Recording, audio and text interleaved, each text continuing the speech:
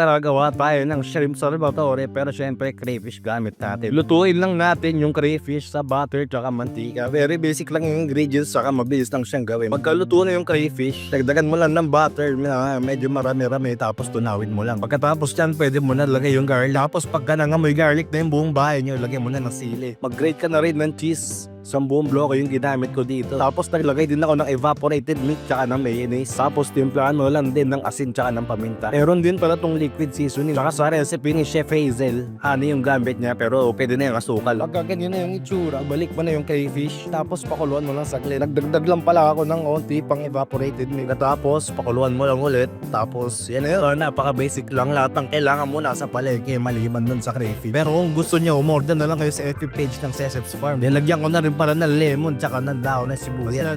Kain na tayo. Ngayon kung tatanungin nyo kung pwede ba to sa kahit anong shellfish, pwede naman siguro. Pero subukan nyo pa rin yung crayfish. Masarap to pare, try nyo. Yun lang, bye bye.